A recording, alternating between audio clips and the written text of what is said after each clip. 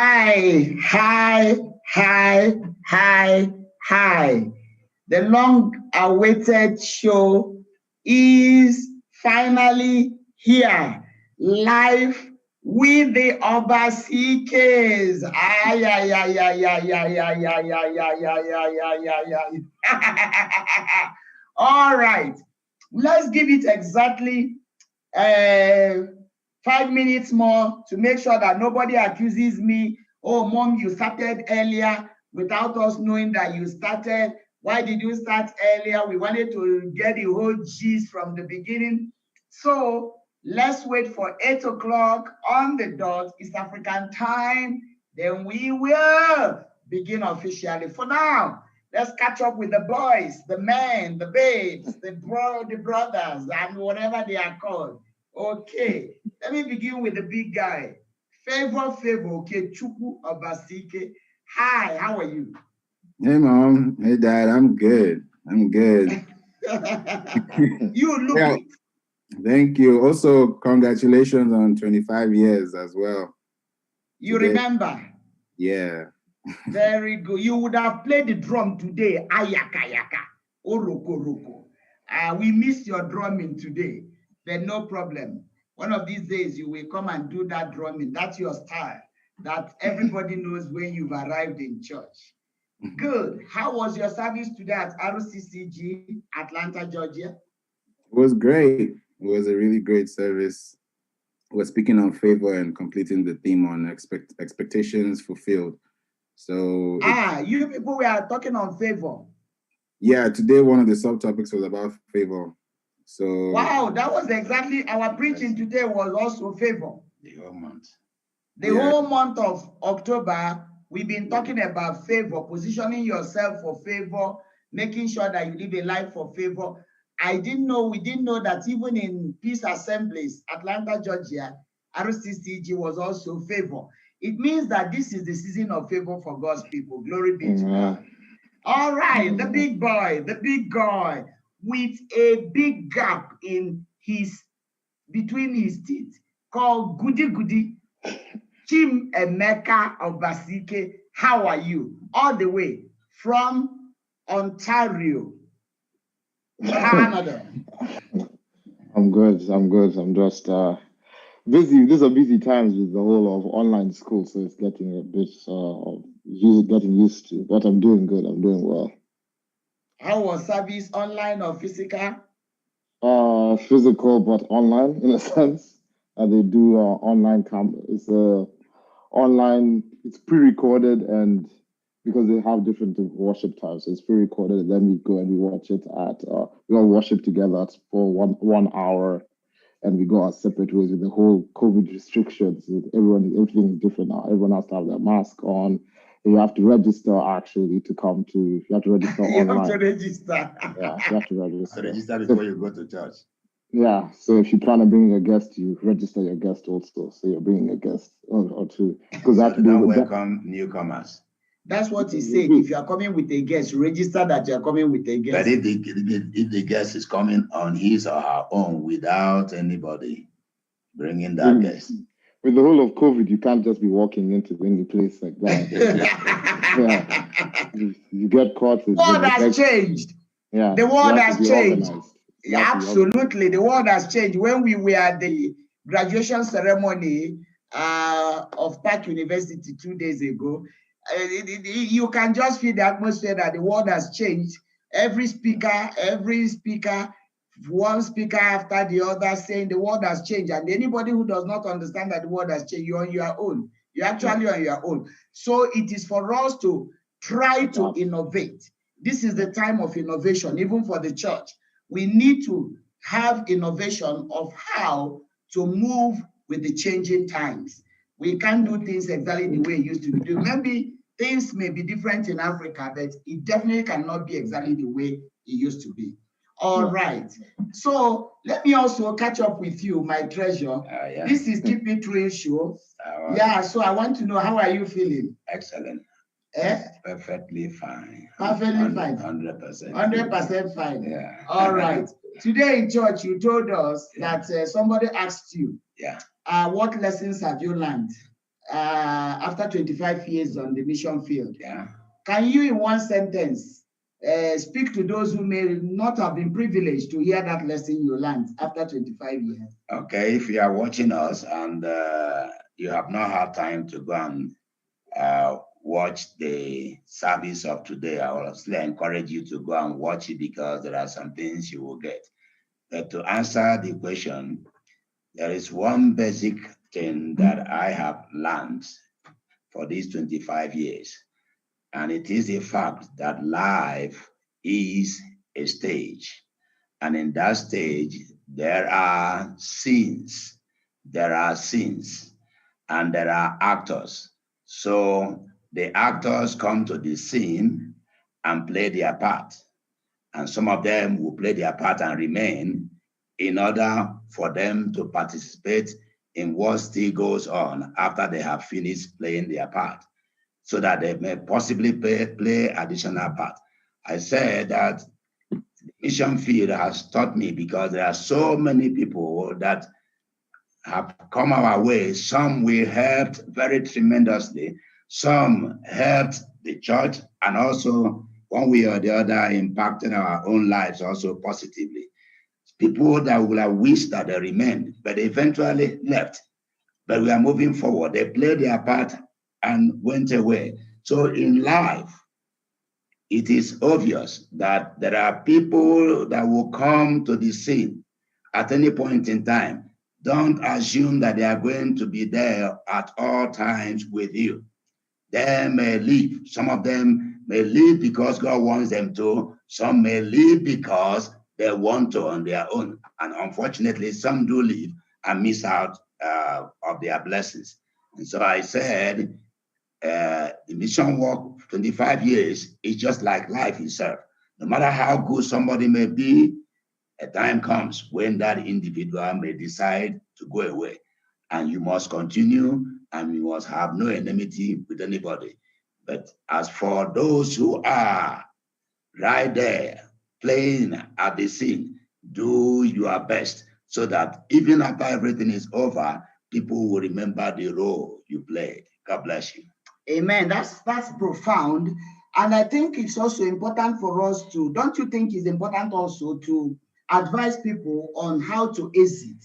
You know, I was sharing with you the other day after I looked at the devotional book, Open Heavens of Daddy Gio, and that day he was talking about the mighty men of David.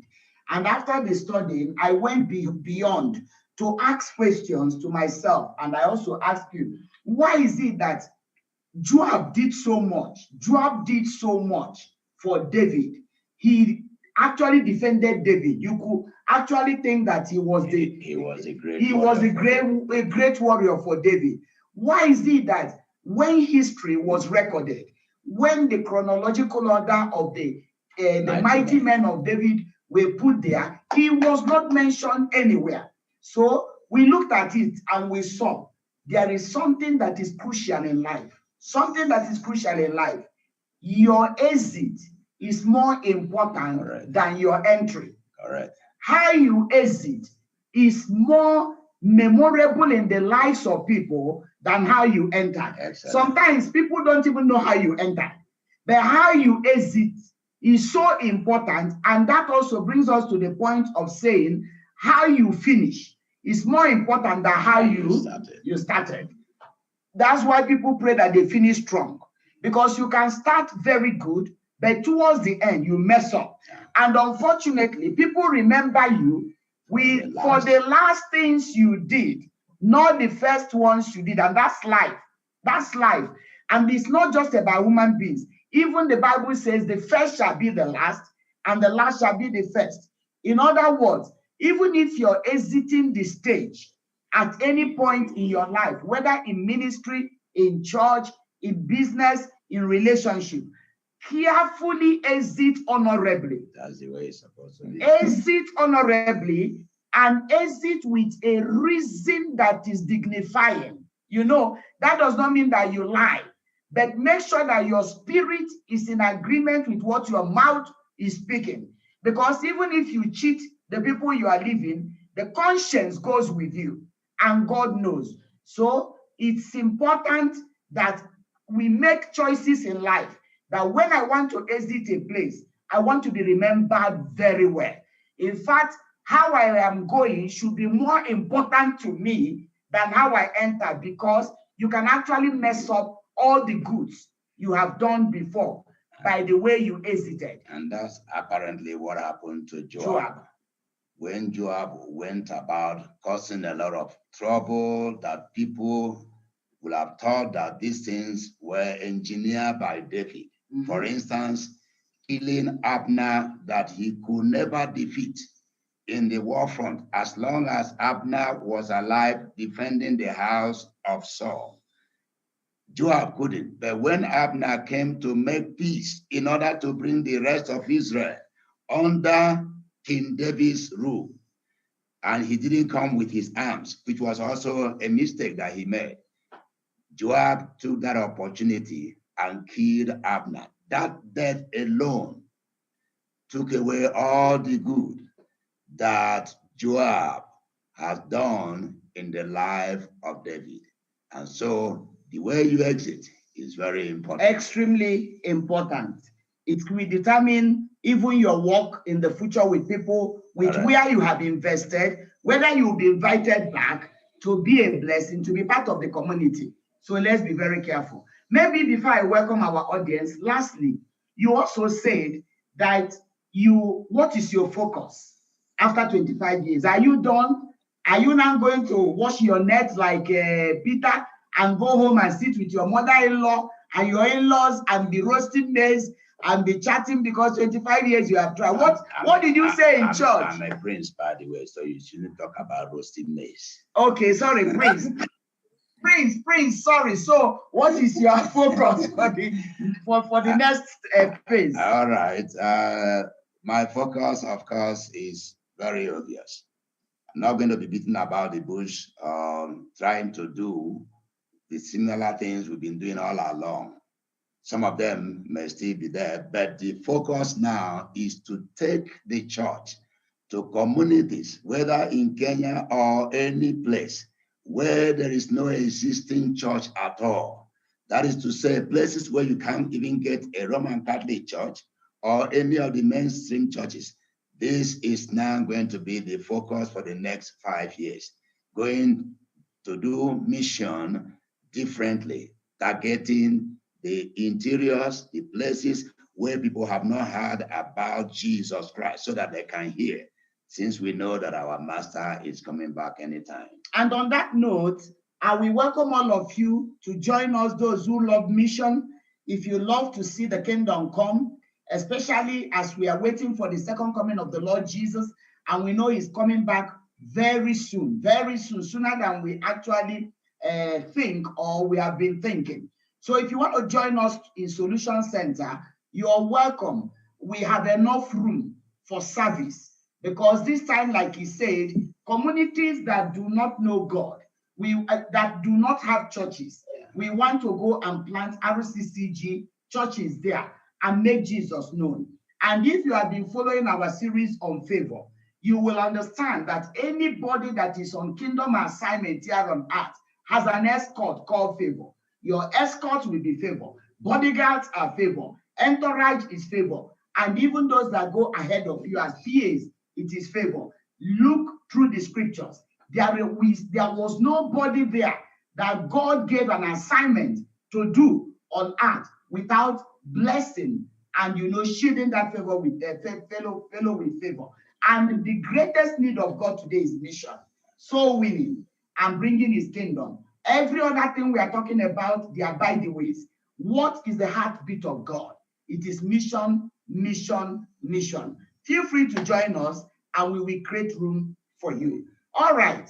Ladies and gentlemen, it's about 10 minutes past the hour of 8 East African time, and the show we have been waiting for has finally come. I want to welcome all of you to this show, Keep It Real show with Esther Obasi-Ike. Sorry, you said something. The boys have to be welcomed officially. You wait. You are not the host. Don't correct me here now. This is Keep It Real show. You sit down. You are my guest. Wait. So See how he distracts my life. Okay. So, so I was saying that this is Keep It Real show where we keep it real. Please, those of you on YouTube, you're welcome. I've been told people are on YouTube, you are welcome. This is time to remind you to share. Share right now because I don't want to do introduction before sharing. I want you to share. Share quickly before we begin. Share, share, share, share. Let the whole world know.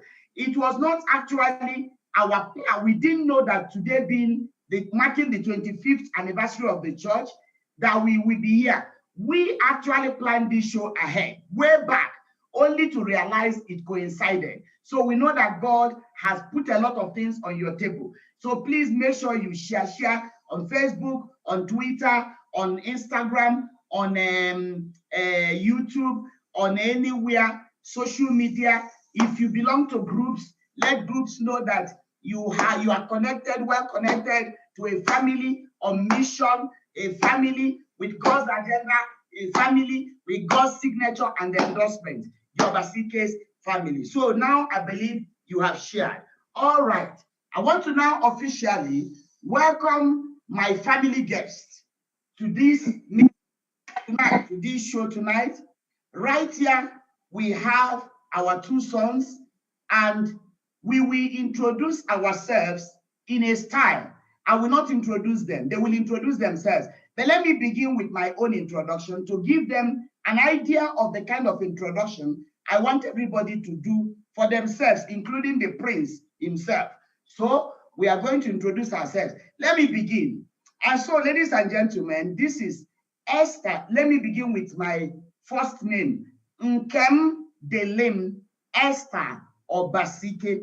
Now, I want to begin with explaining the meanings of our names because of the fatherhood teaching that took place, was it last week? Yeah. Saturday, on the powers of names and how we should name ourselves and our children. Now, Nkem Delim means my portion must remain with me.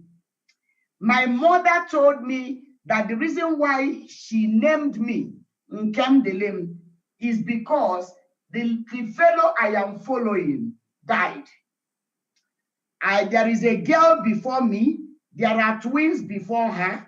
I have first sister, first brother, then twins, a brother and a sister. Then this one that should be my immediate elder sister by the name Edith. She died, and her death broke the heart of my parents. So when I was born, my mother, even though was not born again to understand the power of naming, she prophetically said, this child shall be named, my portion must remain, meaning this one shall not die. This particular one God has given me now shall not die. And I thank God today, I'm 54 years old, and I believe God that I will still live to see better years. How did I acquire my name Esther? When I was born, because we are staunch Anglicans, my family, they are staunch Anglicans. So they believe in infant baptism. I was taken to the Anglican church for baptism. They were planning to take me for baptism, and in the Anglican church, according to their tradition, you have godfather and godmother. So my godparents named me Stella. Stella. So when my late grandmother, who loved me so much, I lived with her a bit. She was a businesswoman.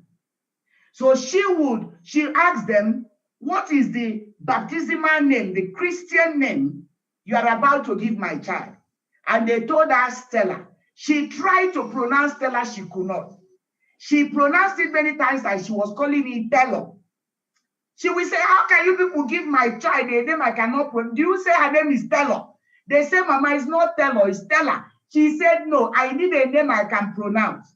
So they asked her, so Mama, what name do you want? She said, call her Esther. Esita. Call her Esita in our language, Esther. And they said, if that's what you want, we will call her. Little did they know that it was a prophetic name. Esther literally means a star that shines all over the world. And I don't think I need to explain to you that I'm living my name. You know it very well. Esther brought national transformation.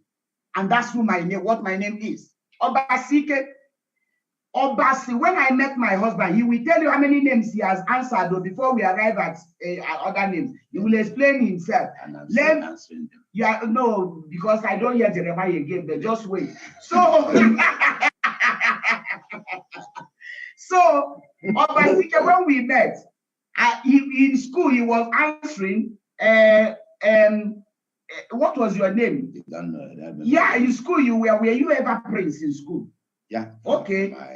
Okay. So he was answering Prince.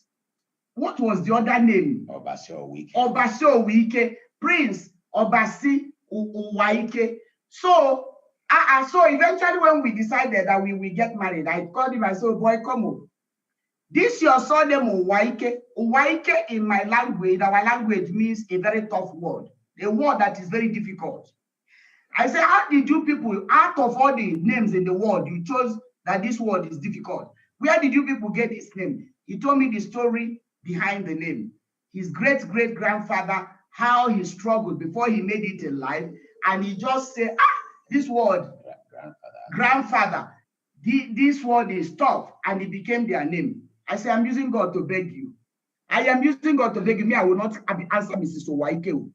There's no way I will wake up and people are calling me Mrs. Tough Word, and I'll be answering. I say, let's strike a deal. Let us remove Owa, which means word. Take Ike, which means noun, power. Because you can twist Ike, hash, or switch it, power. Ike can mean power. Let's take Ike, that is power. Obasi means God. So let's take Obasi, which is God. Ike, which is power, we now answer Obasi-ike, the powerful God. We remove Owa, which is word. So we joined it, and that's why our surname is Obasi-ike, the powerful God. So my name is, my portion will be with me, my portion will not be taken away. A star that will shine all over the world that belongs to the powerful God. That is my name. So over to you, Favor. Can you explain who you are, your name, and I want to believe Daddy and I told you the story behind your names. So if you could still remember, can you introduce yourself and explain what your names are, how you acquired them? So my name is Favor Okechukwu Obasi-ike. One thing I'll say too is that Okechukwu is an Igbo name to mean God's portion. And I got that from my dad. So my dad named me Okechukwu. I also have Favor. And the reason why Favor is there is because of the story, as all of you have known. And I've also grown to know the story, and I'm a witness of God's miracle blessings and favor upon my life. And it was, of course, through a tough battle that my parents had, in the labor room, where Daddy had to now go to the camp and he had to pray. He had to fast and pray for about 3 days. And within those 3 days, on the last day, God showed him a vision showing God's hand on top of my head, covering the wound that had been taking place during the labor room. And actually, if you didn't know, it was a forceps that the nurses, but they used the forceps and it went through my head, and I was put in ICU, intensive care unit. So of course, with God's prayer and divine intervention, today I'm here, and my birthday is in a few months. So it's a blessing to see all these years, and this is just the beginning. So that's the story behind your name in brief. It's a long story because it has been put in a book. Daddy wrote a book about your battle, the battle we went through. If we begin to talk about it here, we won't even finish this show, because it's a story in a book, how your life was in between death and life during the labor. It was not even just forceps. I first started labor. At a point, they gave me induction. From inducing me, your head was coming big.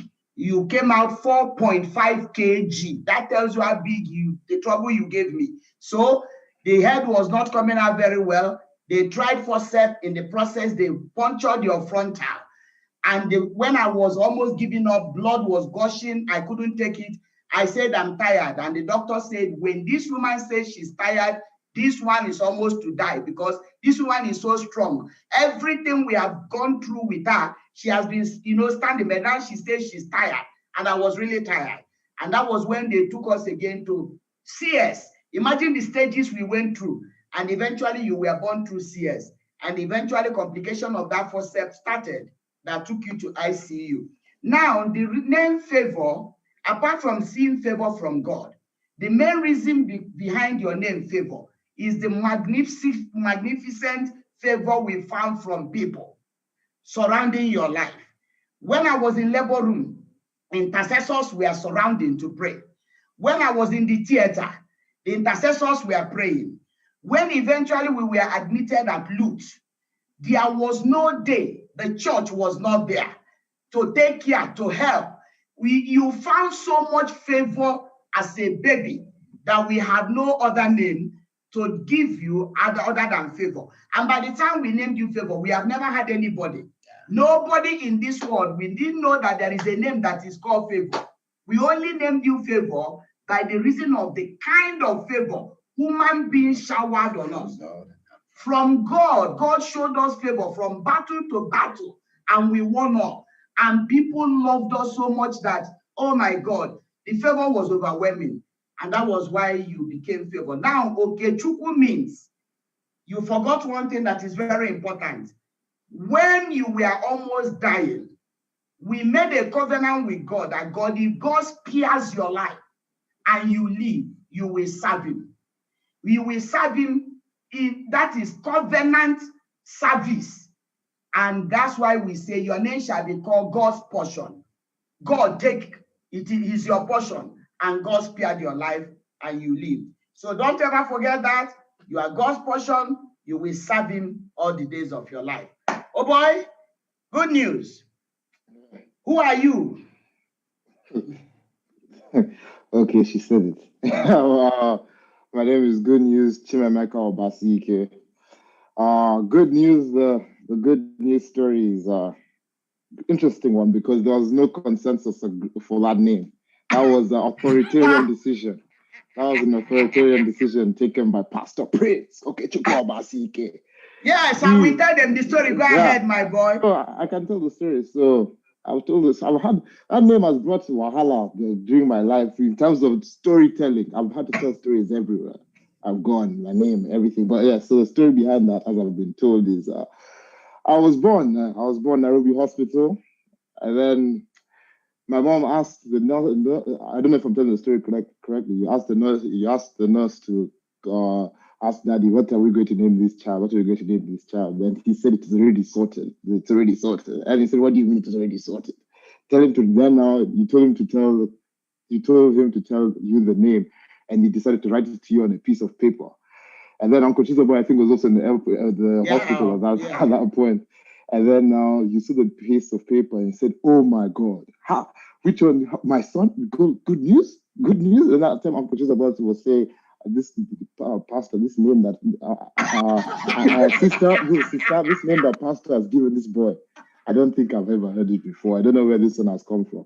No, I can't remember exactly how the story came. I don't know where the nickname Goody came from. I think that's where it came from exactly. I believe it came on the spot. I don't know whether it was something that was premeditated, but that's been a question I have. It was I've always wondered when you created that name. I asked him just maybe 2 years ago. I asked, was this a name that God had told you, given you a revelation to call me? He said no.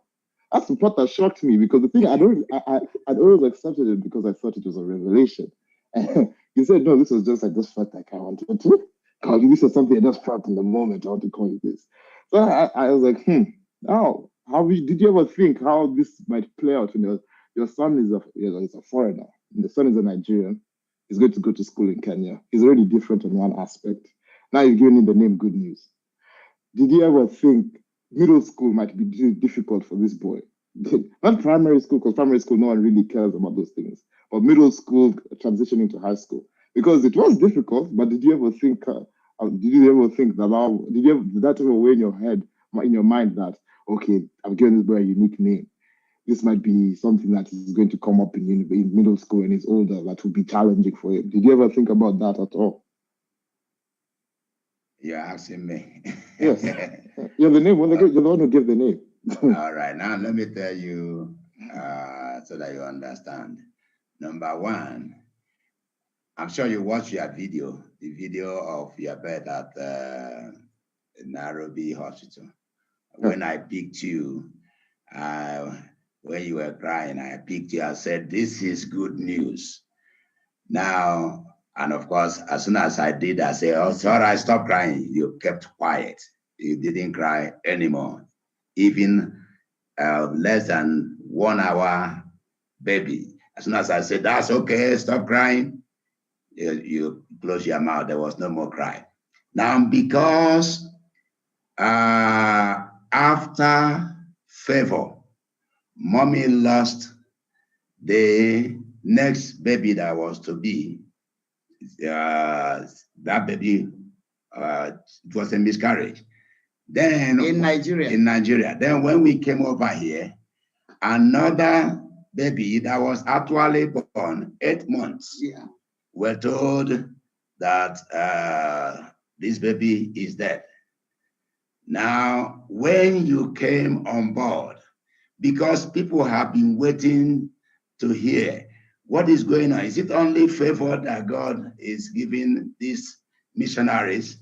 So when you came on board, the only name that could fit into you, there are two reasons. Number one, because you are coming now as a child into our family, is good news to anybody who will hear that a boy child has been born to the Obasi-Ikes family. That's number one. Number two, you were born in a land where we have come to spread the good news, the gospel of Jesus Christ. So your name was given to you on that note. Number one, because after a while, that's why you can see almost 7 years, the gap between you and Favor. So you became good news. And anybody who heard of your birth rejoiced. And apart from that, you will notice that the way you have been moving, whenever we hear about you, it is good news. Everything about you. Everything. Your academic performance, everything is good news. So that's just the reality. All right. Okay, yeah, But that's good, but you still have not answered the question. You still have not answered the question. You see, in an exam, they would have given you 4 out of 8. Because the question was, did you consider, okay, yes or no, did you consider this boy, how it's going to be when he's in school, when he's growing up with before he answers, good, let me tell you, like you rightly said, there was war between me and him over your name. Okay? It wasn't the good news. It was Okoko. No, it was good news. Didn't you hear when he said that Chizoba was saying, which kind of name is this? Wait, what happened was that, you know, Daddy is a character human being. We'll talk about it later. When he decides to do something, he does what he wants to do, unless maybe God stops him. And so I didn't know he had planned maybe what name to give you. And when we were in the hospital, I was asking him, I was with Uncle Chizoba. In fact, he was to be on this show today by the side, but unfortunately, he's preaching in their church right now in San Diego. He's feeling so bad because he wanted to really talk some things there. We were together at Nairobi Hospital, and Daddy came. And when now our doctor, our gynae came excitedly, first she said in her life of doing gynecological work, there was also a pediatrician, Dr. Muhudia.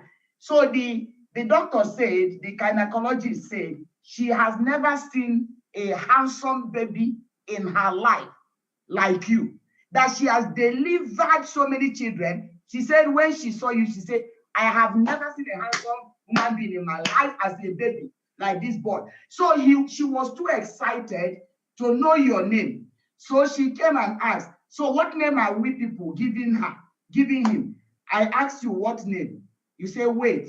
Of course, the name will not be given until the 7th, the 8th yeah, day. on the 8th day. So that I said, I want to know the name. Even if I am your wife, I should know the name. The public can know after 7 days. But the wife, I'm the one that carried this child for 9 months, for God's sake. What is the name of this child? He said, wait, you will hear. I said, no, there's nothing like after I've carried a child, you're telling me, wait, I will hear with the public. You want us to come to public, that is that we hear with the name of my child. I said, what is the name of this child? He said they should give him paper. I said, is it Zakanaja?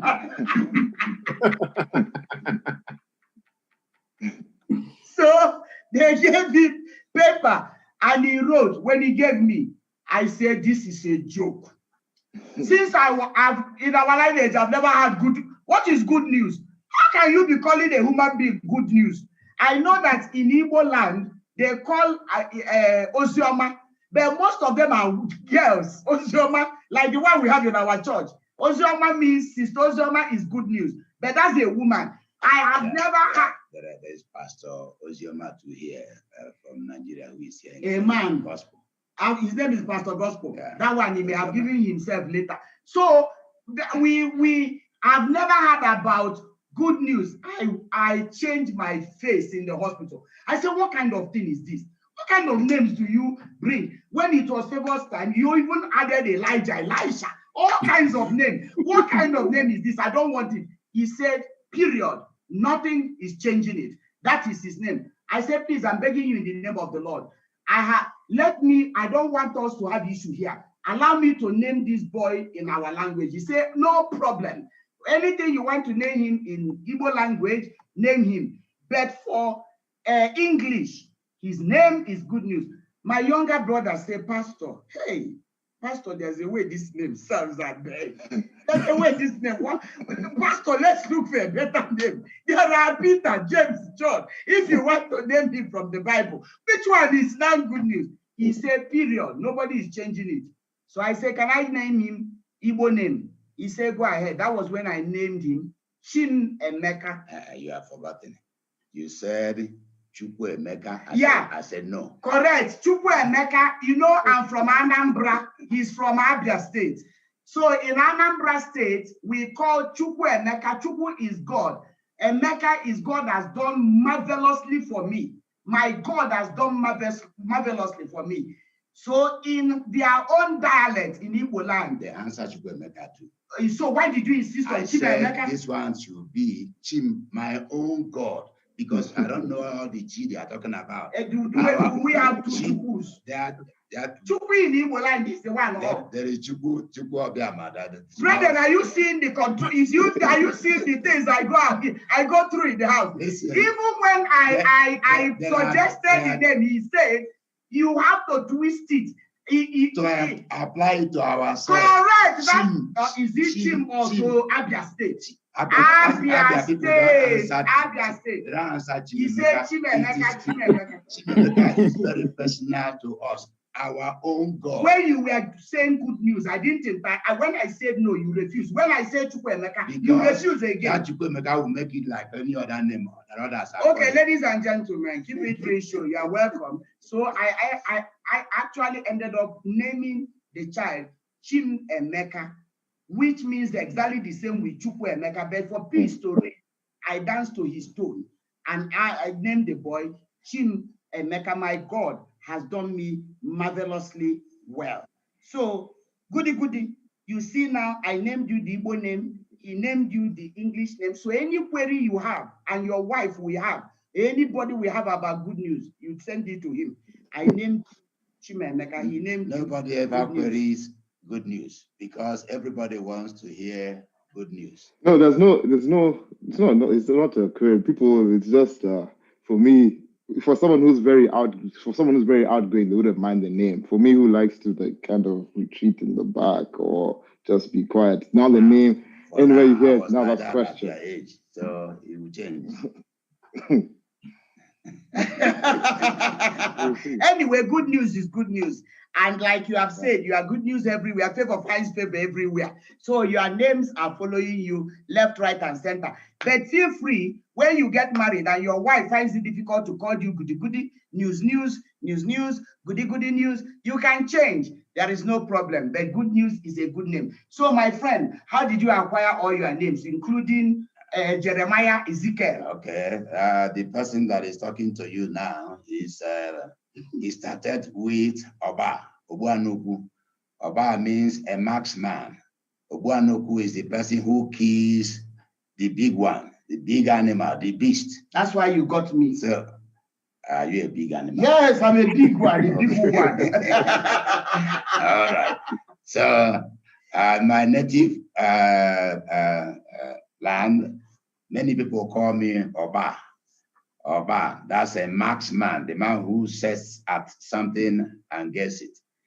Now, Okechukwu is a name also I was given, and apparently that name has come to stick. Usually, God said the first child that opens the womb, any male child that opens the womb is his own. And in my own case, I am the last born of my mother. So I was given the name Okechukwu plus what they gave the name, my namesake's name, which was Okun. That one we removed it because I asked them what does it mean, and they didn't explain. So I had to throw away that name Okun and picked the Okechukwu. I was also called Silas. Hey, Silas was one of my names. And when I got baptized, it was the name Jeremiah. Okay, so at the end of the day, there are many names I'm called. Some of my colleagues, those people that we went to school, secondary school together, many people still call me the nickname I took when I was in secondary school, and that is Young Millionaire. Young Millionaire, that was my nickname when I was in secondary school. But the name that has come to stay is this prince. And of course, Okechukwu is the portion that belongs to God. Of course, you can see what we are doing is simply serving God. Belong to God, and I will live for God. And so my name is walking. Ladies and gentlemen, let's give ourselves a round of applause for this powerful introduction of this is introduction of 30-something minutes. Just to introduce our names. Can we give ourselves a round of applause? All right. Now, you people have seen that this show is not a show that we just finish and we say we are done. We have just done introduction of who the Obasi-Ike is or are or what. That's all we have done now, and we have taken time. Tonight, we are going to end this show by 9:30. So if you don't have bundle, the Lord will send you bundle, boku boku, nyafu nyafu. Another style of nyafu nyafu is boku boku. So God will give you so much internet so that you can follow us, because we will overshoot our time today. And wherever we stop, we can have the final, the part 2 before just Christmas, just to make your Christmas very lively. All right, before I now go into things, actually a top fan is saying, Mommy, you cannot stop this. We need more time today, Mommy. Purity is saying, today, Mommy, we need more time. Please don't end this show at the right time. I agree. Pastor Chris is saying, why Obasi? I do not know why Obasi. I do not know that to be the Igbo language. Pastor Chris, so you need to explain to him, because many people think we are Abasi. No, Pastor Chris, you are wrong. This is Igbo's answer Obasi. Obasi is God. That's Abia State. Abia, not only Abia, Imo. Okay, Imo and Abia. Yeah. Even I've met somebody who is from Abakaliki side who answers Obasi. Obasi is God. The other one is Abasi. Abasi. Abasimbo. So Obasi is God. Obasi Dinelu is the God that is in heaven. That is Igbo. Obasi Dinelu, the God who lives in heaven. So it is Igbo. It's not. Pastor Chris, you are not alone. Most people don't know we are Igbos. That When they people hear who are Obasi, not Igbos. no, they are Igbos. Please, they are Igbos, but they are from most times Anambra State. So when they hear Obasi, they confuse it with Abasi, which is Calabar. And there is another Obase for a Delta. I think Delta Edo. Obasi is pure Igbo. Obasi. Obasi is Igbo. You can't hear Obasi in Edo. You can't hear Obasi in Calabar. You can't hear Obasi in Edo, in Kwebom. No. Obasi is Imo. It's Igbo. But it's strictly for Anambra, Abia, and Imo. But I have told you somebody in Abakaliki who answers Obasi. That fellow miswrote. The one in Abakaliki miswrote. Okay. Because in I'll tell them. I'll tell them that one miswrote. Anambra, we call it Chuku, not Obasi. Yes. All right. Good news. Somebody is asking that you say that you always have to explain to people about your name. Does that bother you? Answer please. Does that bother you? Yeah. And if it does, why? Because, for example, I'll give a perfect example. Last year, summer, I was taking one class in university with 150 something people. It's time to take attendance because the prof wants to understand who's in that class and everything. So she's going through the attendance sheet that she has from the university registrar's office. Everyone's name, it goes, Mark here, Esther here, Nancy here, Tom here, this here, here. Every time I'm there, I'm like, oh my God. I usually tell my friends, oh my God. Tell me when it's getting to O, last name O, because I know mine is about to be longer.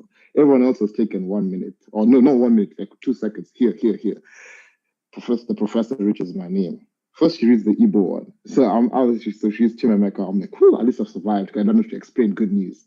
So she says Chimameka. I'm like, oh, I'm here. Then she's like, then she stops. She reads it again from the actual order. She's like, oh my gosh, guys, he has such an interesting name. Everyone's name has gone like this. No, there are 100 and something people in this class I do not know at all. I don't know at all. I'll probably know 10% of them. Now, all of a sudden, the whole trajectory of the class has gone from attendance to now all the eyes on me. Everyone starts turning around. Everyone starts turning around to see who this guy is. So I'm left there and I'm like this, just sinking into my car. And then now she's like, oh, good news. Oh, good news. And then now she's like, guys, his name is Good News. Those that know me or know me already, that kind of already know me, start laughing. And then people in the class start laughing because it's an interesting name. Like the prof said it was that joke on her face. Like then she's like, oh, your parents must have seen you when you were born and said, this is good news. And then they start, everyone starts laughing. So I'm left there. Then she starts saying, okay, can you explain to us how you got your name? This is now a discussion of just become saying present, has not become a whole class. So and the thing is, it's recurring. Every time I go to every new class, I'm always dreading. That's why even now in the school system, to avoid all that problem, in the school system, I said, they now give us the option, full legal name, preferred name. So now it shows the professors what your preferred name is to be called in class. So now I changed it in the system. So now if you see on my school transcript, everything, only on the official graduation thing will it say my full name, but everywhere else, like school records, it says Obasi-Ike, Obasi-Ike, because now it helps me avoid all those things because I take 5 classes every term.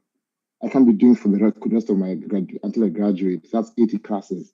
80 classes, you want me to be going through the same things. I said, so basically that's what happened. I don't like that. I don't like attention. For me, I don't like receiving that. Well, it's because you don't like attention. I would have been riding on that name myself. Oh, I would have loved it so much because of me, class will pause. And they will ask me, so how did you get that name? Oh, it is a platform for evangelism. By the time I tell them how the brother and the sister that I was following, my parents lost the two. And let me tell you, if the two were alive, we wouldn't have gone for you. You know we are missionaries. Yeah. The most likely thing is that we would have stopped at 4 children, or even 3. 3, we had agreed 3. Do you know good? You would have gone to another family. Thank God that you came here. So that is a sermon on its own. That do you know, ladies and gentlemen, that God removed 2 children before me so that I can be born into this mission-oriented family with a great destiny. Oh, people will be interested. You mean that God can work something good out of something bad, yes, you begin to tell them, yes, God can do something good out of something bad. And so my name is Good News. And they will begin to think about it. So Goody, think about it. God has given you this name through your interesting father who gives interesting names, but you can use it powerfully for evangelism and even to create environment. You don't like attention, but I know in time to come, you will see the need for attention. And for your information, the boy good. Usually, I like distinction, to be separate from what is the norm, to do something different from what people normally. That's why you argue a lot. So, because when I'm saying is, you say was, so that you are different. Okay, so now, so your name is something that should obviously give you pride, joy, because whenever it is called, people have not had something like that before. Correct. And so it will draw attention. That one, like I said, at your age, you are feeling shy. That's the way I was feeling. You will realize that others are laughing at in the class. In the next 5 years, that is not the same good news you are seeing now.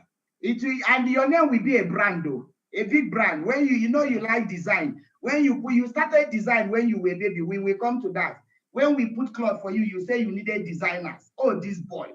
So when now you have that brand and you put there good news, people will buy good news. Anyway, let's move on. Our beautiful friend Apostle Despina Marie, all the way from Virginia, United States of America, she says, thank you for inviting us into your family. This is a good show about your beautiful family. Oh, Apostle, God bless you. Thank you so much for watching us all the way from the US. Then, Minister Timothy Odiambo says, Silas Jeremiah Prince, Okechukwu Obasi-Ike. Hey!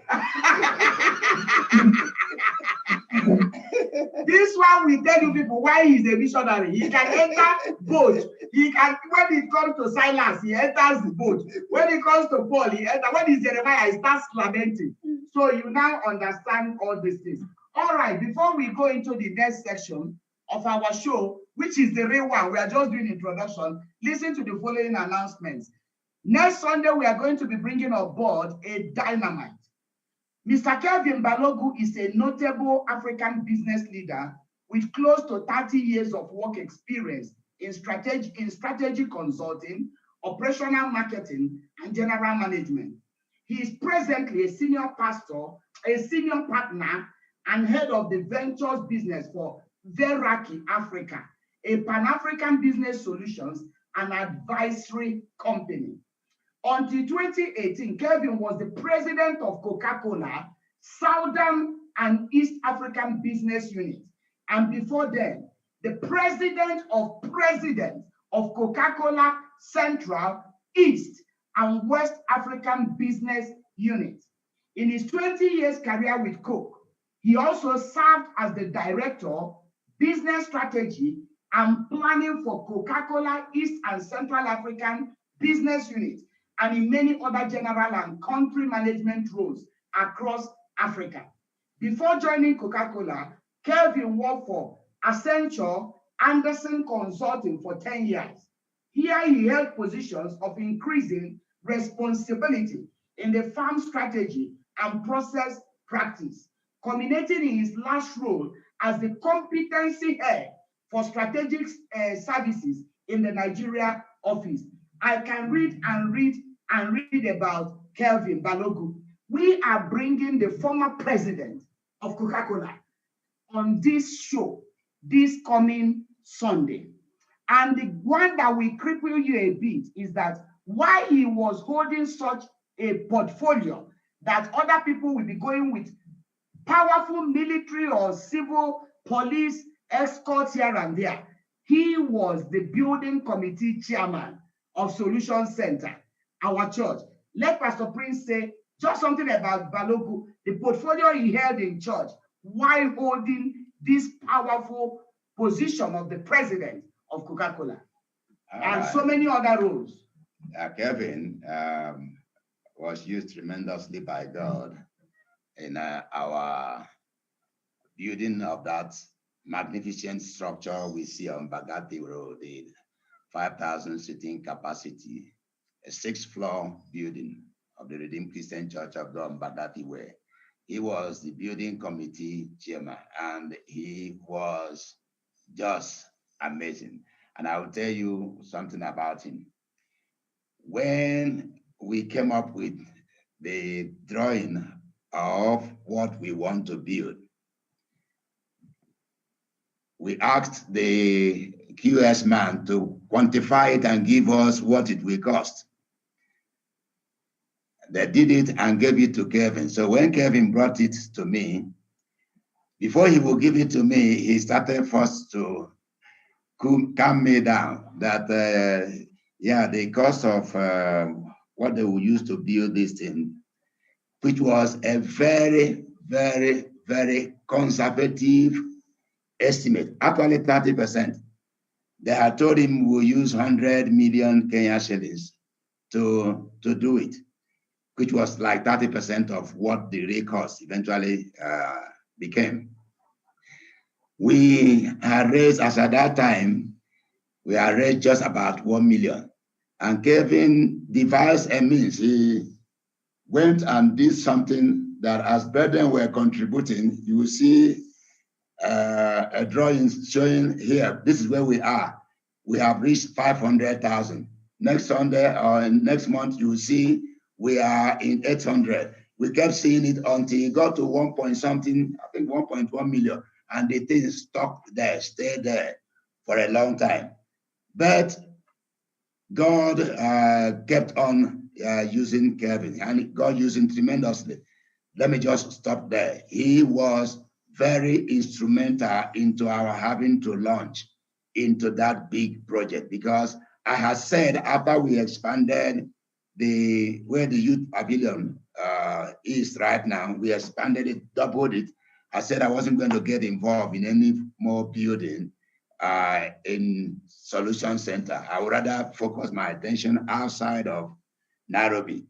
But when the need became obvious, which was, of course, the issue of the Queenesta generation, because the place that we expanded could not take them anymore. So we needed now to build a bigger place. I had to accept. So Kevin convinced me that let's try it. And with that 1 point something million, we began. That's how the work began. And today, it is history. You can see it. 1 point something million ended up being 300 and something million Kenya shillings, because a man that was in the corporate world gave faith to the pastor in the church that this is possible, because he has seen organizations built. And he gave and gave and gave, also just like many other people, but he gave and gave and gave. And supervised. Yeah. Supervised. He will fly in. He is at that church supervising the structure. So we'll be having him on board on Sunday. Don't miss the show for anything. Don't forget, tomorrow is our turning point prayer, 8 p.m. East African time. This time we are dealing with every hand of ordinances, handwritings that are against us. We be set on fire tomorrow, 8 p.m. Don't forget. Now share if you have not shared. Share quickly, share quickly. All right, now, somebody is watching us from Seattle. I have ministered in Seattle in USA, and the fellow is saying, that is Maureen Karichu. He's saying, I hope this is the first time you're having this show. I can't believe I have been missing such an uplifting show. I'm watching you in Seattle, the Obasi-Ikes. You are a huge blessing. Maureen, this is not the first time. We started this show a long time ago. So make sure you mobilize all the Seattle brethren, every one of them. Make sure you share massively, because every Sunday we bring in powerful people with great stories, influential stories, inspiring stories that inspire the world. Every Sunday, 8 p.m. Kenya time. All right. Let me come to you, Favor. You've been quiet for a while because some of this Favor, Goody's name generated controversy a bit.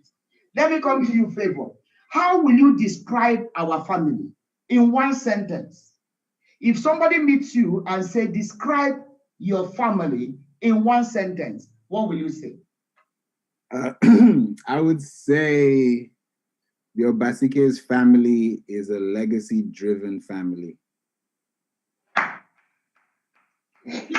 help me write it down. Write it down for me.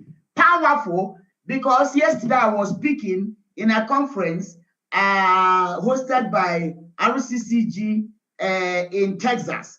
And I was telling them it's about posterity. The sermon theme was my seed of tomorrow. And I was telling them it's all about posterity and legacy. I didn't know that that's the way you will put it. Excellent, powerful. The Obasi-Ikes is a signature of legacy. God bless you. And you, goody goody, let me not call you good news, goody goody. How will you describe this family in one sentence? I would say a jovial family after God's own heart. A jovial family after God's own heart. Powerful. Excellent. You are beautiful. Thank you for the descriptions you've given us, because we will pen them down and we will never forget them in our lifetime. Legacy, jovial after God's heart. You are very correct. We are a very happy family. Extremely happy family. And it's not because we have so much, but because we have something. I know we've been teaching both of you that thing. I know we've been teaching you that thing. Can you quickly tell me why we are so happy, but we don't have so much?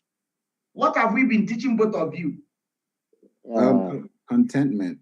Contentment. Contentment. Every now and then we keep reminding our children, be contented, be contented, be contented, be contented. Make sure you are contented with life so that you do not digress and do not put your hand into wrong things. So we are happy not because we own an estate. We are happy because we are contented in Christ. All right. So, Favor, how will you describe your upbringing? Was it challenging? Was it inspiring? Was it disappointing? Was it empowering? Just how can you describe your upbringing under our care?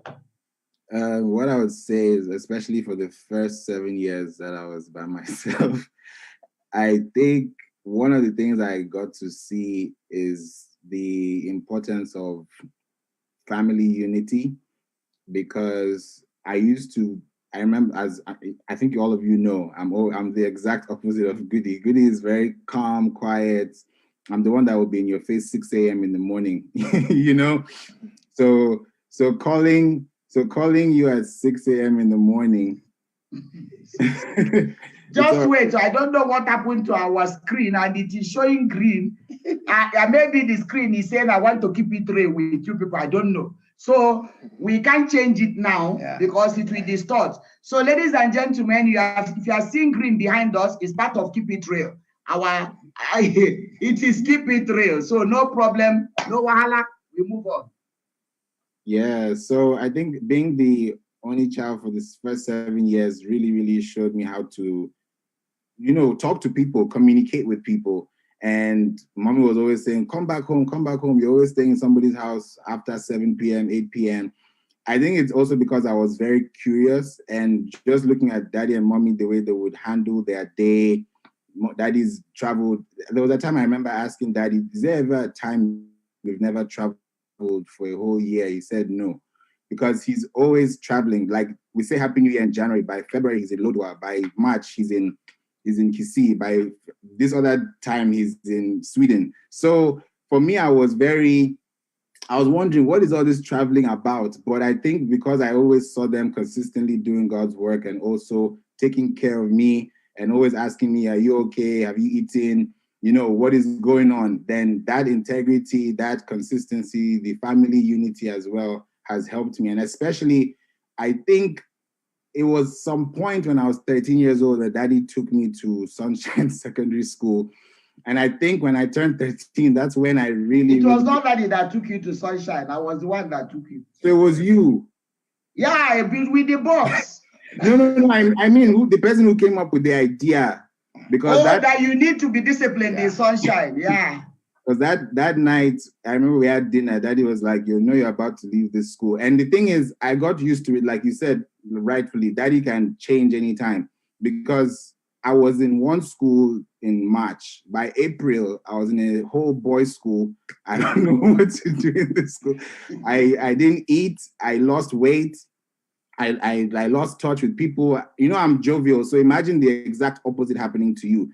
I don't want to talk to anybody. I just brainwashed myself. I said no. So I think with the experience, the upbringing, the love, and of course the unity, it showed me how to associate myself with people, how to know what to say, the right things to say, and not be always in somebody's, face, giving somebody that space. So I think my upbringing was very dynamic, because at the same time, I didn't even spend much time with Goody, because when Goody was 7, I was in primary school. So by the time I was going to college, Goody was in high school. So there was a lot of, distance. Even now, I had to finish my my National Youth Service.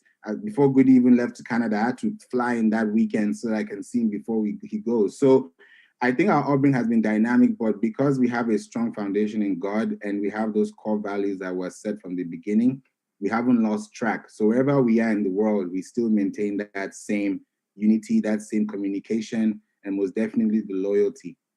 So I think my upbringing was very, very... So in a nutshell, you said your upbringing was very dynamic. It was dynamic.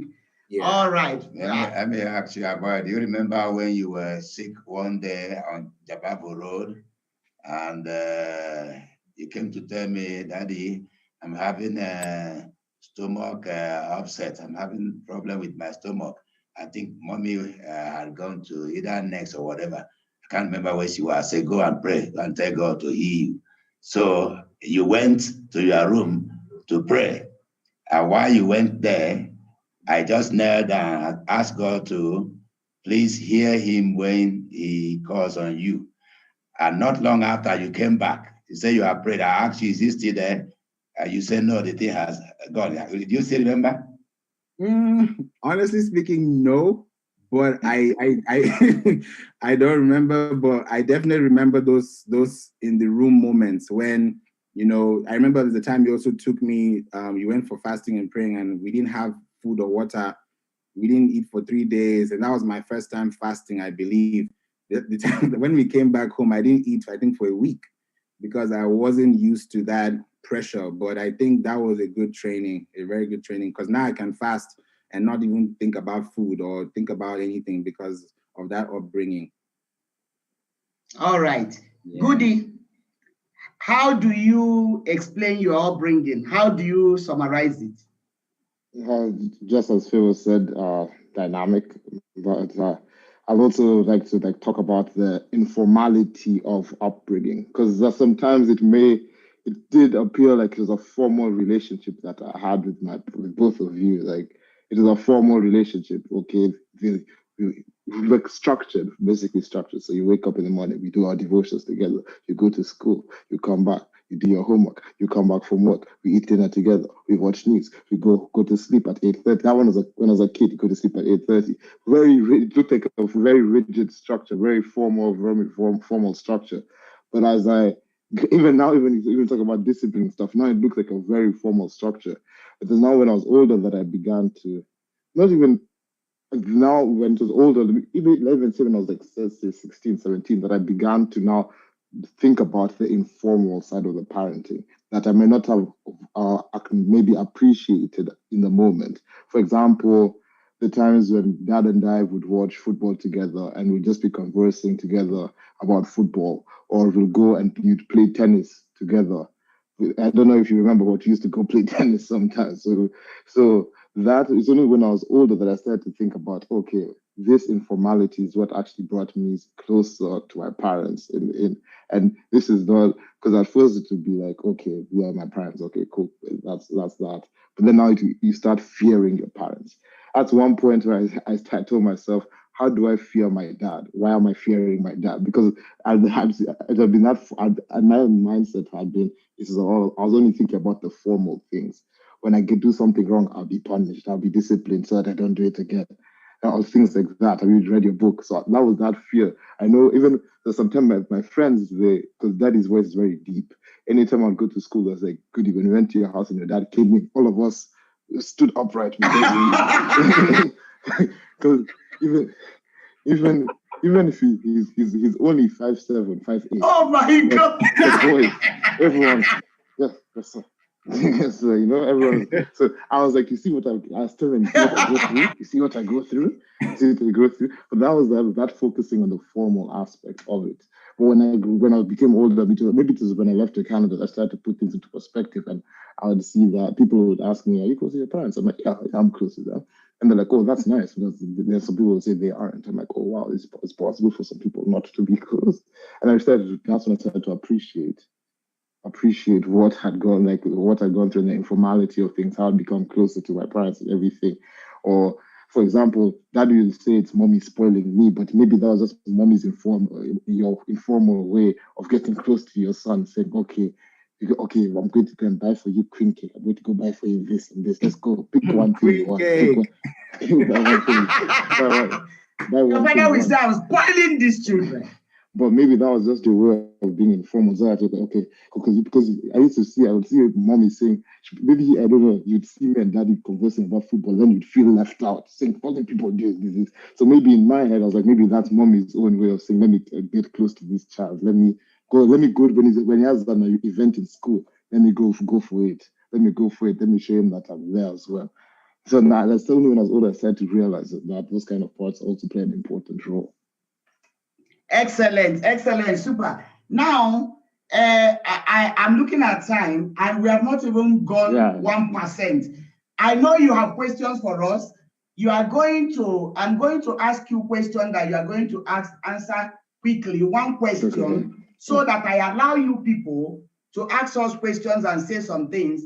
And there are some pictures and videos that Favor will show, and after he has shown that, from there, I am going to ask you people a few questions, and wherever we stop, we can stop there and now do part 2 in December. So, in terms of value system, okay, people are watching you people. There are children that are watching you, young people. Maybe parents are watching with their boys and their girls, especially those who have boys. Good news. What can you say are the 3 top values you got from us as your parents? Maybe from me, daddy, or from both. 3 that you can associate with your life today. Okay, so we'll just keep it straight to the point because of time. I know I'm a Western person, straight for timekeeping. So I'll say straight: honesty, patience, and humility. Those are honesty, patience, and humility. Humility, yes. Those are 3 things that is really, like, even as of right now, that they really resonate with me well. Those are the 3 values that stick out to me. Okay, Favor, 3 things. Number 1, I would say bravery. The second one, I would say definitely humility, because that's with contentment. And last but not least, I would definitely say we are honest people. Honest. So honesty, humility, bravery, and Goody, you said honesty, patience. Yes, patience and bravery. So if we put them together, you agree on you have 2 common grounds: honesty and humility. Then we now add bravery and we add patience into it. Excellent. Okay, Goody, what do you think you want to tell us today in this Keep It Real show? You told us that you have a list for us. I don't know what that list contains. So can you just say some things that you would like to say to us? Questions, or say to the people? The questions for you, or say to everyone? Anything. If you want to talk to people, if you want to talk to us, if it's question, if it's comment, just tell us. How much time do we have? Good question. We have 25 more minutes. And we are going to all share the 25 more minutes. Okay, so I'll do 2 things real quickly. I'll talk about youth leadership. Maybe if there's any young people watching this, or anything, that people my age, or maybe even people who can maybe resonate with it. And I have a couple, maybe 1 question for you. So in terms of leadership and like tips to for young people and like how to lead, maybe. First, I have like three key things that I have seen, because I've demonstrated leadership, even though I'm not overtly trying to do it. I'm not like going about saying I want to be the leader in this group. It's just people have told me I've demonstrated leadership. So 3 things that I've heard from my supervisors during while I've been working at different companies. So I'll just start off. So tip one, as for those young people out there, you are still trying to discover yourself. So you need to constantly assess your strengths and weaknesses. And this is maybe something that can apply to across the board. So you should strive to increase your knowledge and your repertoire. Don't be content in saying, "Oh, I know how to do A, B, and C well. I'm not going to focus on D, E, and F because that's not for me." You should always have that curious mindset and willingness to learn, maybe learn from others, or take that proactive approach to say, "Hey, okay, I want to learn about this. I want to know how I can apply this and this knowledge." Second tip is don't be afraid to ask people for help. You can't know everything. As a leader, you can't know everything. And a strong Bible verse for this is, I think, Philippians chapter 2, verse 3. And it says, "Don't be selfish. Don't try to impress others. Be humble, thinking of others as better than yourselves." As we look across the board, the strongest leaders in the world know the importance of having a strong team because they know they cannot do everything by themselves. If you look at the presidents all over, they have a PR team, they'll have drivers, they'll have cleaners, they'll have these and those people because they know they can't do everything by themselves. Some people, I know some people like to control everything, but to be an effective leader, you can't control everything. And now this will lead on to my third point. So for those people who are like me, who are not entirely extroverted, like I wouldn't say I'm a complete introvert where I'm shy and everything, but I do have elements of that in me, but I'm capable of going out and speaking. Leadership does not have to be seen by you explicitly saying I'm the leader of group A, B, C, and D. It can come from the quality of your work and how you bring others together. It can appear to others that you are the leader based on this. I'll give a strong example for the whole summer, I was working for my university actually, helping them set up for this whole online learning. And I was working in different teams. And at the end of the term, my supervisor, when we're doing our appraisal, they said, "Okay, good, out of the work that you've done, we're going to award you with something that we don't usually give people, but what you've done it sticks out to us." They said they're going to give me rate my overall work term experiences are outstanding, meaning I think absolutely incredible. Like this is like 45% of the people in my university get that acclamation. And then they said, "Wow, we've seen this. We've seen how you've been able to, through the quality of your work and your understanding of others and willingness to learn from others, that you are actually the leader in this group." Like I wouldn't speak the most meetings. I wouldn't do things like that, but they would see from the way I was able to pull people together and get work done with effectiveness and high quality that I was the leader. So for people like me, you don't have to go about saying I'm the leader of group A, B, C, and D. The work that you do can speak for you on front of others, because other people, like the boss said, "Goody, I know you were the leader of that group." I was like, "I wasn't, but if you say so, if you say so, I guess I was." Because I don't like that getting that personal claim, and that's the whole thing about being humble. I don't want to be seen as a guy who's at the top. I want to think about it as more of a group effort. But the people around me, yeah. All right, so Goody, you are encouraging the youth to take up leadership. The bottom line is that people should take up leadership, and leadership is not about bragging that I'm a leader, it's by the things you do. So we are going to play a video later, but I know that there was a leadership you provided in Canada that touched Daddy and I so much, and we are going to come to that when we play the video. Our fans, our viewers, please keep it real. Just keep watching. Give us a few more minutes, and we shall be wrapping up tonight's show. Favor, I know people, I hosted you on this show, so people know so much about you, which is why we are allowing Good News to say more, because they've known so much about you. But let's go back to when people registered. When I hosted you, a good number of people registered and you trained them. What was their experiences? Did they like your job? Did they like what they saw? What were their experiences? Would you like me to share my screen as I explain? Yes, you can, but you have just like 2 minutes to do that. 2 minutes. Okay. So don't go into details. Yeah, this is very brief. So if you go to workandplayentertainment.com or workandplayentertainment.thinkific.com, you will see where I was able to show people how to build their brands. And I'm going to go straight all the way down to the testimonials. I'm going to start with a few people, and there's much more. And based on the experience that people have gotten through, working with me over the past few months, it has been tremendous. First of all, I'll give a very big shout out to Lucy.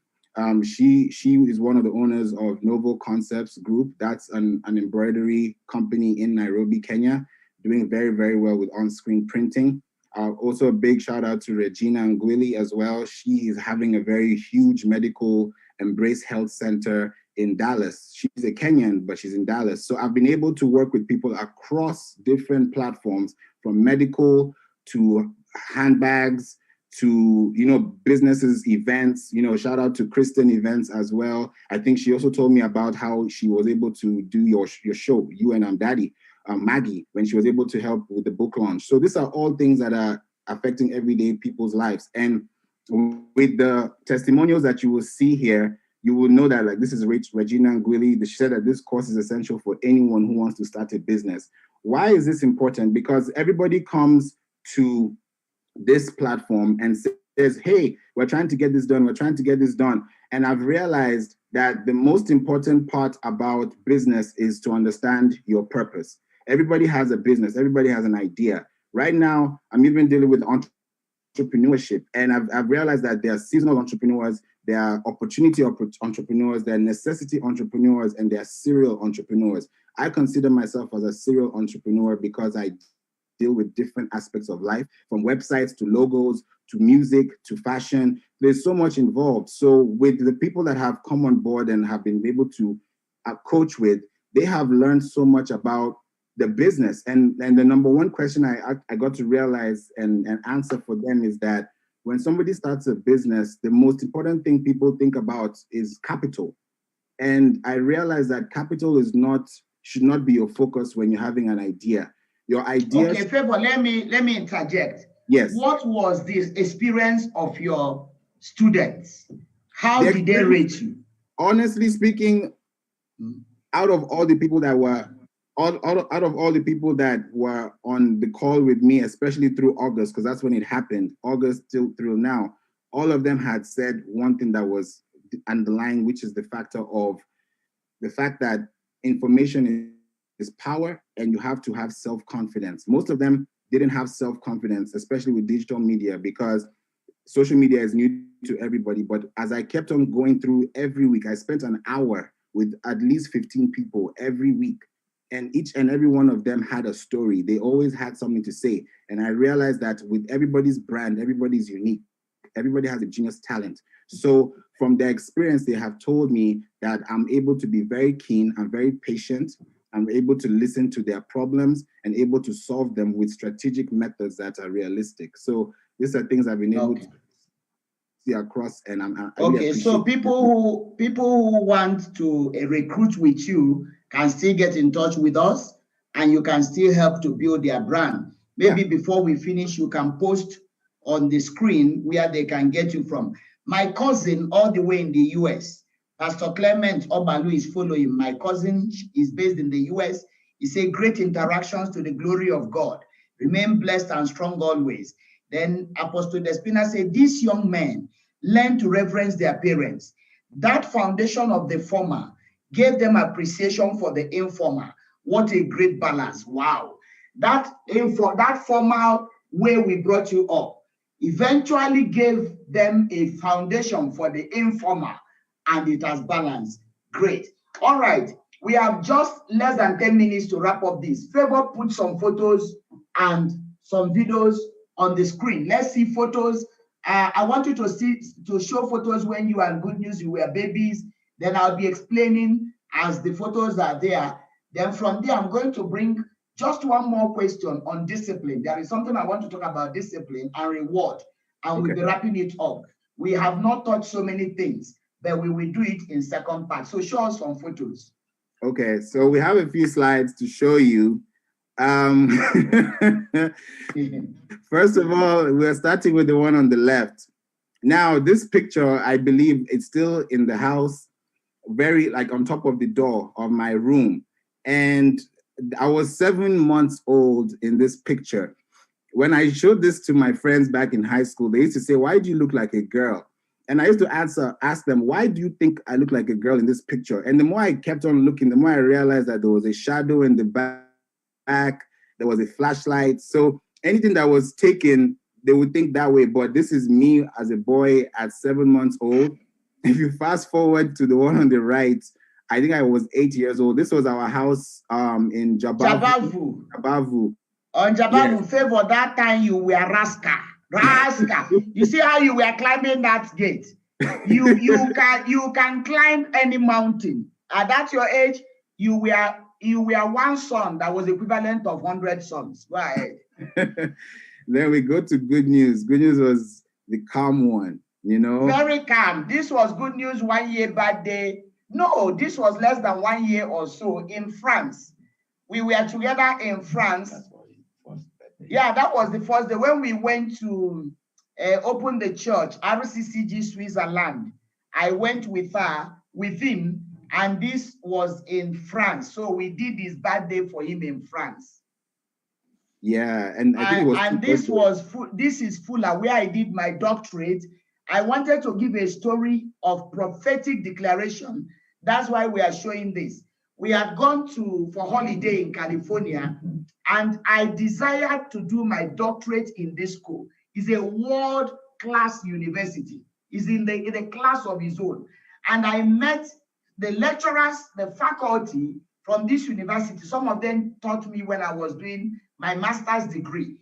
And I love their discipline. I love their humility. I love their sense of, hard work. That was next, which is now African International University. And I began to dream that one day I will do my doctorate in the school that some of these lecturers went. And so when we were going for holiday in California, I told Daddy that I want to pass through this school, to put my feet on this school and cry to God that I want to study here. So my younger brother came all the way from San Diego to pick us up from Los Angeles. And from Los Angeles, I told him, let's go to this school, Pasadena. So he drove us to Pasadena. Here we were in Pasadena.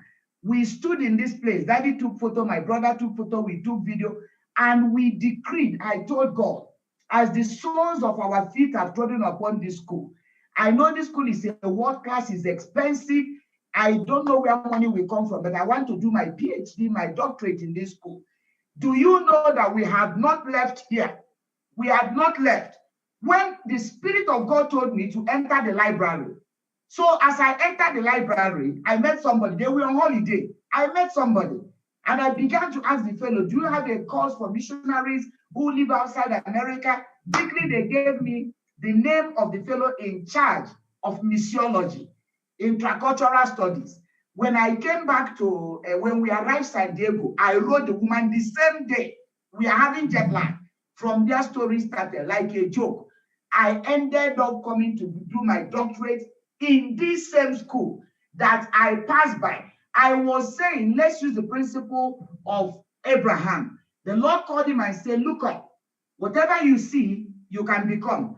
I said, let me go here. What if I step on this school, I will school here. And do you know God made a way? I schooled here. You can actually become whatever you see. And whatever you desire, step on that thing. And God is able to make it come true. Go ahead, Favor. All right. This was still holiday in California. This one is when Favor finished his school in Rusinga. I had just come from a major surgery from India on my shoulder. But to let you know how we value, I'm talking to parents, to let you know how we value our children, and we are involved in everything about their life, virtually everything. In our second show, you will see how when Good News went to Canada, how I went with him, prayed over the bed that he would be sleeping in school. Everything. When Favor went to Daystar, how I went with him to Daystar to see even where he would be sleeping. No matter how busy you are, you must create time for your children. It makes the family to be very close. All right, go ahead. And we have this one. Yeah, go to the video. This was you and your brother. Play this video. We have 5 minutes more to go.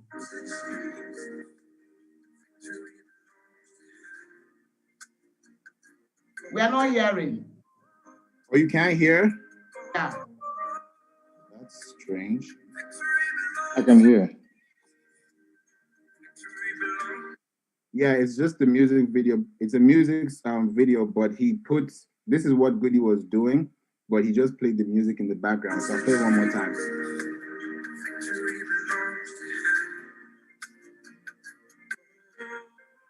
The volume is very low. The volume is okay, low. All right, play the last video, then we go to discuss these videos. Oh, man.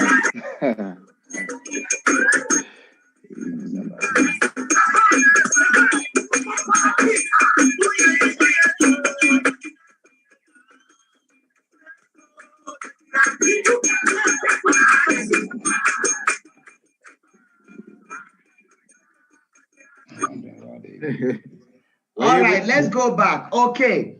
Now, ladies and gentlemen, don't forget our show next Sunday with Mr. Balogu. And don't forget our prayer turning point tomorrow at 8 p.m. We have so many things waiting for you in this show, but we promise you to come back. As you have watched a video, this video we watched was the day Good News was going to represent his friends in a court case. The first video. He sent it to us early in the morning, singing, "Victory belongs to Jesus. Victory belongs to God." And he was going through his papers, and they were going to court. This situation was a situation he found himself in Canada with his friends, where they had rented an apartment. And they had told the owners of the apartment that something was leaking in the house, but they didn't pay attention to that email. And eventually, the bill of water accrued to about 10,000 Canadian dollars. 10,000 Canadian dollars. And the landlord insisted that these young students will pay over 10,000 Canadian dollars on water bill. About 9,000 around that, yeah. About $9,000. And so he called us, and it was an issue for us. Where do you get that kind of money? It's not even for school fees, but for water bill. So the children refused to pay. You were how many in that apartment? 3? 3 or 4 of us in total. Yeah. So they were to distribute, to share it among themselves. But we said no. So eventually, shameless, I don't even know how the landlord was not ashamed of themselves. They took these students to court. Actually took them to court. So when they took them to court, Good News decided to be the speaker of his group. And I was a bit uncomfortable. One day I called him, I said, "You are the one writing response. You are the one doing this. Why? I don't want trouble. Why is it that you are the one doing all these things among all these people?" He said, "Mommy, I am a born leader." He said, "I am a born leader. I provide leadership. Somebody has to take responsibility for this. I am the one that will help my colleagues. Don't worry, relax, relax." Hey, I said, okay. So eventually on the day that the case was to be brought up in court, they didn't have a lawyer. Him and his friends did not have a lawyer. He decided to be the lawyer. He decided to be the advocate. So that morning he sent us this video singing as he was preparing to go for that case. He was singing, "Victory belongs to Jesus. Victory belongs to God." I was moved. I almost cried. When this video reached us, I saw how my son was flapping the paper of things he's going to present in court. My heart sank. And I said, "Jesus, Daddy and I pray, this Jesus that he's singing to, you have to go to court with them." Glory be to God. They went to that court. Cases were presented. He represented his group. They won the case. They won the case. And for real, victory belonged to Jesus that day. We were so excited that we have brought up these children to an extent where they can fight their own battles, knowing that God gives victory. So good news. What can you say about that case? What gave you confidence in God that even though you didn't have a lawyer and you were in a foreign land and you were dealing with people that were white-skinned, but you believe that God will give you victory and you actually won the case? What was your confidence? Correction, they were actually Asian, but correction, that's supposed to, they were actually Asian, but what gave me confidence is I told God it's not by chance that I'm here, that I'm not, that I'm taking, I've taken, that was the term I'd just taken a business law class. I'd had connections with a law professor who was a great lawyer here in Canada. I'd already done, I don't know if we're about to run out of time, we might be about to run out of time. So that whole thing, so I knew, okay, God, you placed me this knowledge and you've placed me this expertise. There's a reason I'm here. It's not, I didn't go to learn all this book for nothing. I'm not a lawyer. I'm not a lawyer at all. I'm just still doing my undergraduate. But I was like, as a child, there's a reason why I took that class, that term. There's a reason for everything. So I knew that God does need to place me the confidence, and also the whole. It's a long story. If you start breaking down our family story for you, you people will be here forever. But I've seen things growing up. Maybe I might not be speaking of them, but I've just seen them as I was growing up. I said, I've seen those battles that we've won before. This battle, you're not going to let me down today. So you're not God is not going to let me down. There's that confidence in that God has seen us through hard, more difficult times that He'll see me through this one. And that's how I just went through with the knowledge and the faith. And I went. My God, brethren, are you hearing? He said that one of the things that gave him confidence is that he has seen things, the battles as a family we have fought. And remember that they were children as we were fighting these battles. But we didn't know that the battles we were fighting, we're putting confidence in them that we have been winning battles in life. So those battles we fought and won before them gave him confidence that if we have won other battles, he will win this one.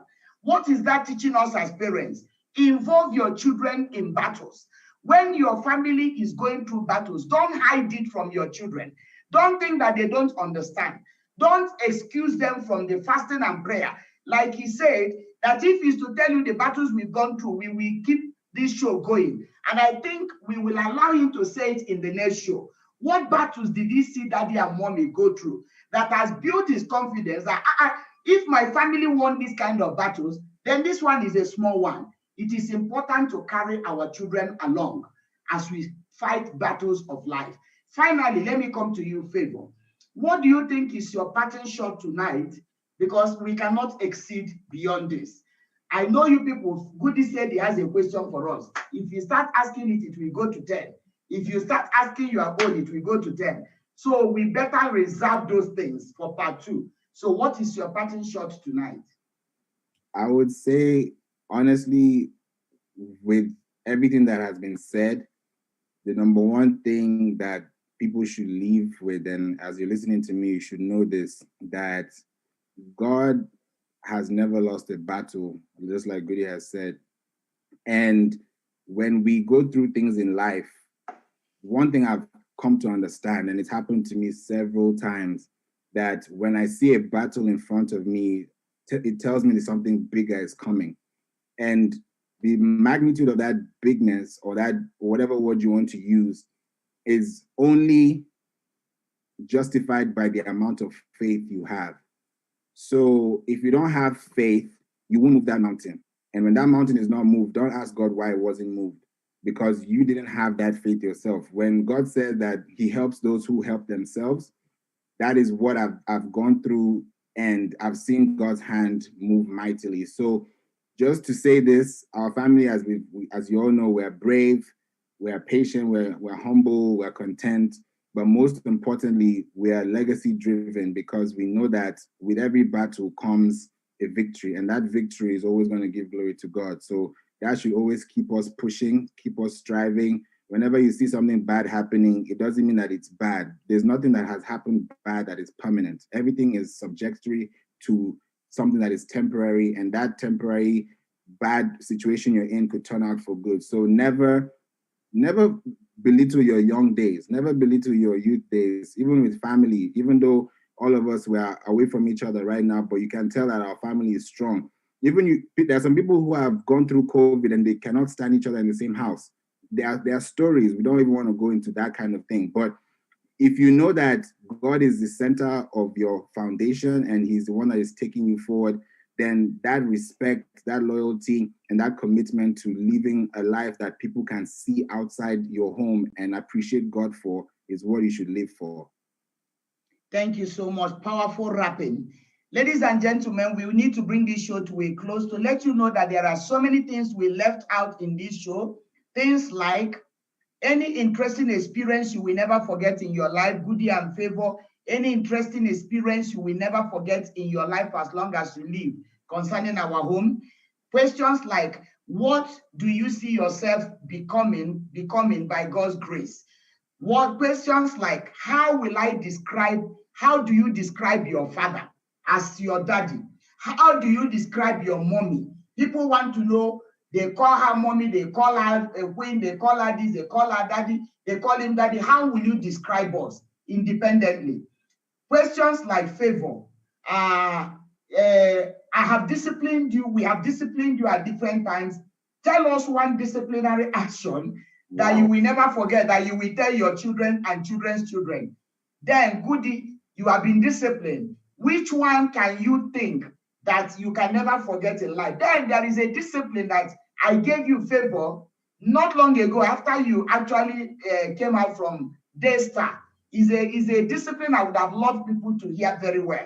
I've put it here. I wanted to tell them the story, but now there is no time to say that. Are there rewards? Because it's not just about discipline. Bringing up has to do with both discipline and rewards. Have you people ever been rewarded? And there are precious memories we wanted to bring up to help connect with other people outside. But time is not on our side. And so with the one we have done tonight, our viewers, I want to believe that you've been richly blessed. You've got to know us more as family that, is in Kenya, working with you and touching lives globally. Thanks to all our fans who have been longing to watch this show, and you have eventually watched us. Don't forget tomorrow prayer meeting, turning point, setting on fire, handwritings that are against us in offices, in our homes, before we were born. We're going to set them on fire. And next Sunday, a dynamite will be here to tell us how to strategize, both in our careers and in our businesses. Before we say good night, I'm sure the prince, we want to say something. Then we will say good night. All right, now hear the prince. Don't forget that on Friday, we'll be having our mini Kesha, mini vigil this Friday from 8 p.m. Kenyan time, that's East African time, up to 9:30 p.m. So don't forget to join us in that meeting. Having said that, watch out for the second version of this show. It will be far more enriching because there will be questions coming up. There will be answers coming up from the children, real issues, real things that they have learned, that we have taken them through, which one way or the other has helped them in their walk today with people and with God. God bless you and have a lovely night. Amen. We want to appreciate Pastor Mrs. Langat. She has commented, Pastor Mrs. Florence Juma. These were people that saw you people growing up. We are happy that they are watching. And Mama Langat is laughing, ha, ha, ha, ha, ha. Is this my goodie? Is this my goodie? I had a story for her. How you used to pour her handbag looking for chocolate? And feel goodie, you remember. So can two of you say something to her before we sign out? Maybe that's the portion we'll tackle even in the second part. I was going to Mama Langat's house when I was growing up was like my second house. My second house. That's the challenges of being born to missionary parents. And it's one of the good things you get to enjoy. When my parents used to do, mommy and dad used to travel a lot. they would leave me alone with Teacher Esther, and sometimes I was like, okay, if Teacher Esther is going to be busy, they're like, we're going to throw you into Mama Langat's house. Which was more than welcome to take me, more than welcome. I'll go to her house. All of a sudden, she's now my routine that was in Kenya, it was at home, would now be transferred to her house. What time does Kid need to go to bed? So you keep that. Yeah, keep those things. You will give her that story. I'll tell her you will give her that story in the second show. Favor, what do you want to say to Mrs. Lagat? I just remembered when actually, let me say like this. Mami Langat was the woman that really, really made me love yogurt, because every time she used to come with yogurt full, because she has an amazing farm, fresh. So every time she used to come, there's chocolate, there's milk, there's yogurt, and then of course I would go with goodies sometimes when I'm home. I'll go to Mami Langat's house, I'll play with Kipto, having amazing times. We play soccer in the backyard. Sometimes we'd bust the land, the power lamps, the lightens. We play soccer, we'd bust one of the bubbles, we bust one of the bulbs, sorry. And she'd be like, oh, don't worry. And us, we're feeling bad because this is not our house. We shouldn't be breaking anything. So it was a really, really nice place. So definitely we can never forget. Amen. Beautiful. What this is also teaching us, viewers, is that you must never forget generosity. People who have been a blessing to even our children know their names and they can remember. Teach your children how to remember generosity. And so when your children grow remembering people who show them kindness, it multiplies kindness in their own lives. So I think with this, we are saying good night from Nairobi, Kenya. We have overshot our time, but it worth it. And I promise you, like Daddy said, the second version of this will be deeper, because the children, the list they came with, they have not read it. So they need to read them to ask questions, and we will be ready to answer. And I have not talked about this young man, and he has not talked about me. So second show will not just be us and children. The children will talk, then we'll look at ourselves and also talk, so that husbands and wives can also learn. For now, thank you for watching, and try and share this and let everybody know that we are a family that is ready to share our lives with the world. God bless you, and good night for now. Good night, everyone. Good night.